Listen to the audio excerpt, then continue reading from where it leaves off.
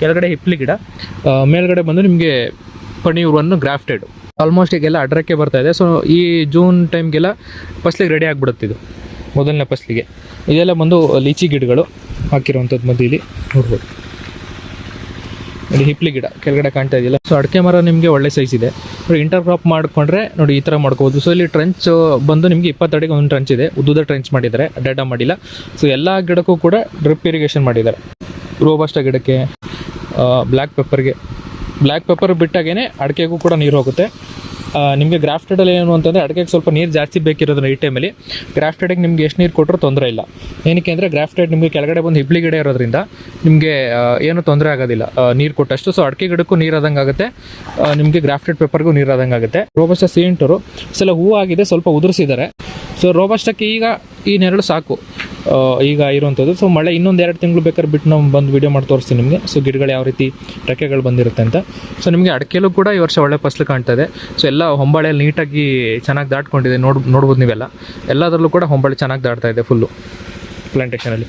Shade ಮೆಟ್ ಹಾಕೋದ್ರಿಂದ ಏನಾಗುತ್ತೆ ಅಂತಂದರೆ ನೋಡಿ ಇಲ್ಲಿ ಎಷ್ಟು ಚೆನ್ನಾಗಿ ಬೇರು ಕೊಟ್ಟಿದೆ. ಶೇಡ್ ಮೆಟ್ ಹಾಕಿರೋದ್ರಿಂದ ಕಾಣ್ತಾ ಇದೆಯಲ್ಲ ನೋಡಿ, ಫುಲ್ ನೀಟಾಗಿ ಅಂಟ್ಕೊಂಡಿದೆ.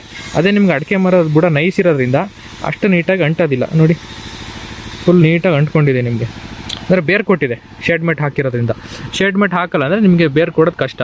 ನೋಡಿ ಇದೆಲ್ಲ ನೀಟಾಗಿ ಫುಲ್ ಬೇರು ಕೊಟ್ಟಿದೆ, ಕಾಣ್ತಾ ಇಲ್ಲ ನೋಡಿ, ನೀಟಾಗಿ ಹಪ್ಕೊಂಡು ಹೋಗುತ್ತೆ ಮೇಲೆ. ಶೇಡ್ ಮೆಟ್ ಹಾಕಿಲ್ದಿರೋದಕ್ಕೆ ಸುಣ್ಣ ಹೊಡ್ಕೊಳ್ತಾರೆ. ಸೊ ನೀವು ಸುಣ್ಣ ಹೊಡೆ ತಪ್ಪಿಸ್ಕೋಬೇಕು ವರ್ಷ ಅಂತಂದರೆ ಈ ಥರ ಶೇಡ್ ಮೆಟ್ ಕಟ್ಕೊಂಡ್ರೆ ಆಯ್ತು. ನೋಡಿ ಇಲ್ಲಿ ಗಂಟು ಬೇಕು ಅಲ್ಲಿ ಗಂಟು ಕಟ್ಕೋಬೋದು. ಮುಂದಕ್ಕೆ ಬೇಕು ಅಂದರೆ ಮತ್ತೆ ಕಟ್ಕೋಬೋದು, ಇಲ್ಲಾಂದರೆ ಅಲ್ಲಿ ಬಿಟ್ಟಿದೆ ಅರ್ಧದ ಬಿಟ್ಟಿಲ್ಲ ನೋಡಿ, ಇಲ್ಲಿ ಅರ್ಧದ ಬಿಟ್ಟಿದ್ದಾರಲ್ಲ, ಈ ಥರ ಅರ್ಧದ ಬಿಟ್ಟಾಗ ನೀವು ಇದು ಮಾಡ್ಕೋಬೋದು, ಏನೋ ಮೇಲ್ಗೆ ಎತ್ತಿ ಕಟ್ಕೋಬೋದು. ನೋಡಿ ಇದೆಲ್ಲ ಎಷ್ಟು ಚೆನ್ನಾಗಿ ಗ್ರಾಫ್ಟೆಡ್ ಫಸಲು ಬಂದಿದೆ. ನೋಡಿ ಗ್ರಾಫ್ಟೆಡ್ ಮಾಡಿರುವಂಥದ್ದು ಕಂಪ್ಲೀಟಾಗಿ ಫಸಲು ರೆಡಿ ಆಗಿಬಿಡುತ್ತೆ. ಅಡ್ರಕ್ಕೆಗಳೆಲ್ಲ ಕಾಣ್ತಾ ಇದೆ. ಸೊ ಚಿಗುರು ಹೋಗ್ತಾ ಇದೆ. ಜೂನ್ ಟೈಮ್ಗೆಲ್ಲ ಅಡ್ರಕ್ಕೆ ಬಂದರೆ ನಿಮಗೆ ಫಸಲಿಗೆ ರೆಡಿ ಆಗುತ್ತೆ. ನೋಡಿ ಆ ಬೀಳು ಈ ಬೀಳು ನಿಮಗೆ 1 ವರ್ಷಕ್ಕೆ ಫಸಲು ಬಂದುಬಿಡುತ್ತೆ. ಏನು ಮೆಣಸಲ್ಲಿ ಕಾಣ್ತಾ ಇದೆಯಲ್ಲ ನೋಡಿ, ಎಲ್ಲದಕ್ಕೂ ಕೂಡ ಇನ್ಲೈನ್ ಡ್ರಿಪ್ ಇರಿಗೇಷನ್ ಆಗಿದೆ. ಮೈಕ್ರೋ ಮಾಡ್ಕೊಂಡಿಲ್ಲ. ಸೊ ಮೈಕ್ರೋ ಮಾಡಿಲ್ದಿರೋದ್ರಿಂದ ಇವ್ರಿಗೆ ಏನು ಕಂಟ್ರೋಲ್ ಆಯಿತು, ವೀಟ್ ಕಂಟ್ರೋಲ್ ಆಯ್ತು ಇಲ್ಲಿ ಮೈಕ್ರೋ ಮಾಡಿಲ್ಲದೆ ಇರೋದ್ರಿಂದ. ಸೊ ಡ್ರಿಪ್ ಇರಿಗೇಷನ್ ಮಾಡೋದ್ರಿಂದ ಏನು ಅಂದರೆ ಡೈರೆಕ್ಟ್ ನಿಮ್ಮ ಗಿಡಕ್ಕೆ ನೀರು ಹೋಗುತ್ತೆ, ಬೇರೆ ಎಲ್ಲೂ ಹಳಕ್ಕೆ ಏನೂ ಹೋಗೋದಿಲ್ಲ ನೀರು. ಸೊ ಅಡಿಕೆಗೂ ಅಷ್ಟೇ ಡ್ರಿಪ್ ಮಾಡಿದ್ದಾರೆ ನೋಡ್ಬೋದು. ಸೊ ಮರದ ಹೊಟ್ಟೆಲ್ಲ ಹಾಕಿದ್ದಾರೆ ಮಾಯ್ಶ್ಚರ್ ಮೇಂಟೈನ್ ಮಾಡೋದಕ್ಕೆ. ನೋಡಿ ಅಡಿಕೆ ಎಲ್ಲ ನೀಟಾಗಿ ಹೊಂಬಾಳೆ ದಾಟಿದೆ ಕಂಪ್ಲೀಟಾಗಿ. ನೋಡಿ ನೀಟಾಗಿ ಮೇಂಟೈನ್ ಮಾಡಿದ್ದಾರೆ ಪ್ಲಾಂಟೇಷನ್ನ. ಅದ್ರಲ್ಲಿ ನಿಮಗೆ ಇವರು ಜೀವಾಮೃತ ಕೂಡ ಮಾಡ್ತಾರೆ, ಡ್ರಿಪ್ ಮೂಲಕನೇ ಬಿಡ್ತಾರೆ. ಇದನ್ನು ಕೂಡ ತೋರಿಸ್ತೀನಿ.